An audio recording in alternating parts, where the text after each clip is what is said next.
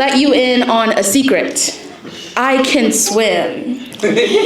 No, I'm serious. I can swim. So when they ask me why I'm afraid of the water, I tell them I'm not afraid of the water. I'm afraid of not knowing how to swim. Almost 70% of African American children cannot swim, cannot enjoy the lapping of water on their damp faces, cannot rest from the summer sun and enjoy the steady stream of happiness. I am not afraid of the water. My ancestors drowned with their hopes and dreams, jumped from wooden planks, handcuffed and bound by a story written for them, and they did not want to know the next chapter.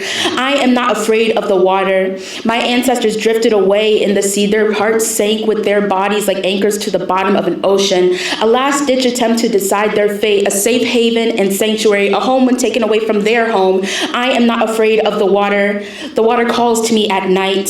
Its shimmering blues and dark beckoning hues, it welcomes me with open arms, tells me there are safer places, that the shore is my enemy, that this land is your land, this land is not my land, my home is a distant memory, and the shore is where the nightmare begins. Within the waters is where I was told I could be safe, that death was not defeat, but rather a decision my ancestors were forced to make, rather die than live amongst the shore, rather jump and forever fly amongst the stars, above high tides than keep their shackled feet on this unsteady ground. This ground is what I fear. I fear this land, that my only anchor to this land is bondage and bludgeon backs and blood-soaked concrete from boys left out in the sun too long. My bones will be buried with this land, but sometimes I understand the craving for something else.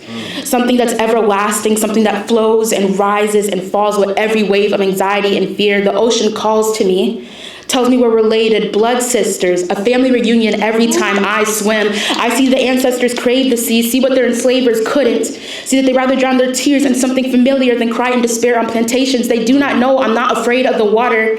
I'm afraid of going in and not wanting to come back, of being embraced with clear waters of sincerity. The water fills my lungs with the same hope it did my ancestors. It lets me choke on sweet memories of better days and expel what may come tomorrow. They will say I drowned with my ancestors, but not in an ocean of despair. I was enveloped in warm embrace as I joined them.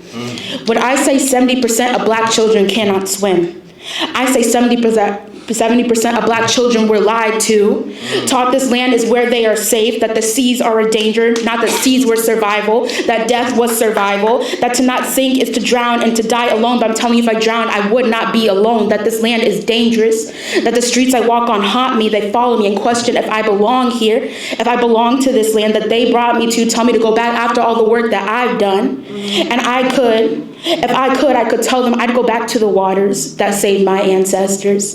Tell me they forced me upon this land, would not let me be free, purposely taught me not to swim, segregated the pools, went across state lines when I tried to cross rivers to safety. I am not afraid of the water. I'm afraid because I do not know how to drown in it. So instead of drowning, I swallow my hopes and dreams with each gulp of water and suffocate under the knees of officers on this dry land because I am told this land is where I'm safe, right? Thank you.